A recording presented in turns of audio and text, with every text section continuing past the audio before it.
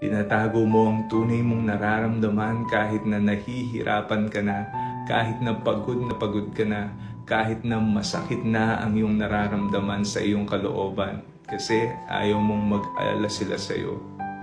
Pero ito yung tanong ko sa iyo, may panahon ka pa ba para sa sarili mo?